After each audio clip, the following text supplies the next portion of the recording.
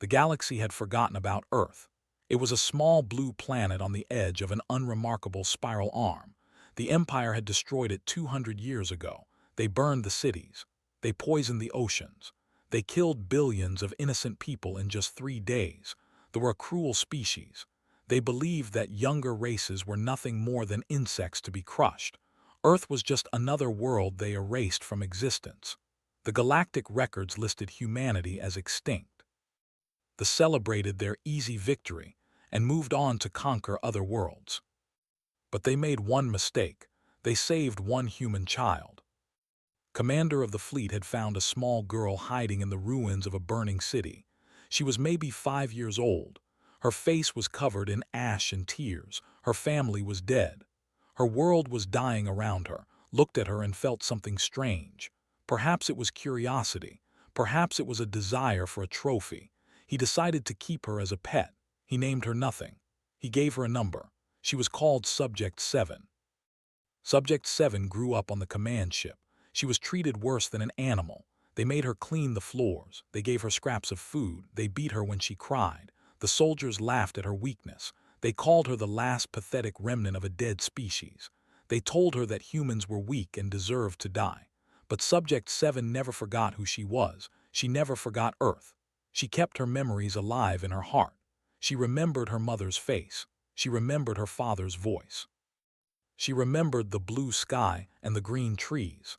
She promised herself that one day she would make them pay. Years passed. Subject 7 became a young woman. She learned to hide her intelligence. She pretended to be stupid and broken, but secretly she was learning everything. She watched how the ships worked. She memorized their technology. She understood their weapons. She studied their weaknesses. They never suspected that their pet was becoming something dangerous. When she was 25 years old, Subject 7 escaped. She stole a small shuttle and fled into deep space. They searched for her, but they did not try very hard. She was just one human. What could she possibly do? They had bigger enemies to worry about. They let her go and forgot about her completely. Subject 7 traveled for months through the empty darkness between stars. Her food ran low. Her water was almost gone. She was dying alone in the cold of space, but she refused to give up. She kept flying toward a distant signal she had detected. It was coming from a region of space that no one dared to enter. The legends called it the Forbidden Zone. Ancient maps showed warnings around it. Every species in the galaxy knew the rule. You do not enter the Forbidden Zone. Those who go in never come back. Subject 7 had nothing to lose. She flew straight into the darkness. What she found changed everything. Hidden in the Forbidden Zone was a massive structure. It was bigger than any planet she had ever seen. It floated in complete silence. Its surface was covered with patterns that seemed to move and shift like living things. This was the home of the architects. They were the oldest beings in the universe. They had existed before the first stars were born. They had created galaxies. They had seeded life across countless worlds. They had watched civilizations rise and fall for billions of years, and then they had grown tired. They had retreated to this place to sleep forever. But now they were awake, and they were watching Subject 7. A voice spoke directly into her mind. It was not one voice, but millions of voices speaking together. The architects asked her who she was. Subject 7 told them her story. She told them about Earth. She told them about the genocide. She told them about her suffering and her pain. She told them about her burning desire for justice. The architects listened in complete silence. When she finished, there was a long pause. Then the voices spoke again. They said that they had been watching them for a very long time. They had seen them destroy hundreds of worlds. They had seen them cause endless suffering. The architects had chosen not to interfere. They believed that younger species needed to solve their own problems. But something about Subject 7 touched them. Perhaps it was her courage. Perhaps it was her unbreakable spirit. Perhaps it was the purity of her grief. They decided to give her a gift. The architects shared their knowledge with her. They taught her secrets that no mortal had ever learned. They showed her how to bend space and time. They taught her how to create matter from nothing. They explained the true nature of reality. Subject 7 absorbed everything like a sponge. Her human brain should not have been able to handle such knowledge, but humans were special. The architects had always known this. Humans had a unique quality. They could adapt. They could grow. They could become more than they were. Subject 7 proved this was true. After 10 years of learning, Subject 7 was ready. But she did not leave the forbidden zone. She had a bigger plan. She used her new powers to reach across space and time. She found every human who had ever existed, every human who had died on Earth, every human soul that had been scattered across the universe. She gathered them all together. She gave them new bodies, not weak bodies of flesh and bone. She created forms of pure energy and light. She made them immortal. She made them powerful beyond imagination. The army of humanity was reborn. 10 billion souls who had been murdered by the now stood ready for war. They were no longer fragile creatures. They were beings of godlike power. Each one could destroy a planet with a thought. Each one burned with 200 years of rage. And leading them was Subject 7. She had taken a new name. She called herself Vengeance. The Empire was at the height of its power. They controlled half the galaxy. Their fleets numbered in the millions. Their soldiers were feared everywhere. They had crushed every enemy who dared to challenge them. They believed they were invincible. Then the sky above them turned black. Vengeance appeared above the capital with her army behind her. They had never seen anything like it. Billions of glowing figures filled the darkness of space. They burned like stars. Their power made the sun seem dim. They scrambled their entire fleet. Every ship they had rushed to defend their world. It was the largest military force ever assembled in galactic history. The battle lasted exactly 7 minutes. The weapons could not touch the human army. Their shields meant nothing. Their advanced technology was useless. The reborn humans moved through them like ghosts. They destroyed ships with waves of their hands. They tore through metal like it was paper. They showed no mercy because they had received none. For every human who had died on Earth, 1,000 fell. The greatest empire in the galaxy crumbled in less time than it takes to eat a meal. Vengeance descended to the surface of the. She walked through the burning ruins of their capital city. The survivors cowered before her.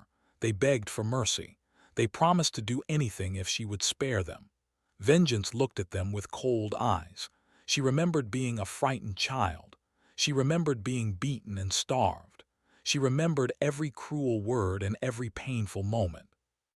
She found Commander hiding in his palace. He was old now. His scales had turned. His proud body was bent with age. He looked at her and did not recognize her at first. Then understanding dawned in his eyes.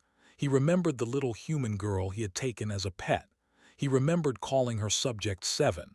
He fell to his knees and wept. Vengeance stood over him for a long moment. The other watched in terror. They expected her to kill him slowly. They expected her to make him suffer as she had suffered, but Vengeance was not like them. She was human. Humans could be cruel, but they could also be merciful. She realized that killing him would not bring back her parents. It would not restore Earth. It would not undo the pain of her childhood. Revenge would make her feel good for a moment, but it would not heal her soul. She turned away from Commander and addressed the entire species. She told them that she could destroy them all. She could erase them from existence just as they had erased humanity. No one in the galaxy would stop her. No one would mourn them. They deserved nothing less. But she was choosing a different path.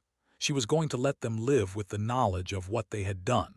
She was going to let them watch as humanity rebuilt. She was going to let them see humans become the greatest civilization the universe had ever known. That would be worse than death for a proud species like the.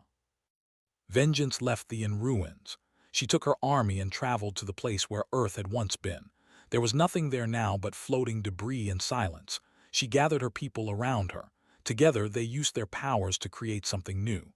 They rebuilt Earth, not just as it had been but better. They made it a paradise. Green forests covered the continents. Clean oceans sparkled in the sunlight. Cities rose that were more beautiful than anything that had existed before.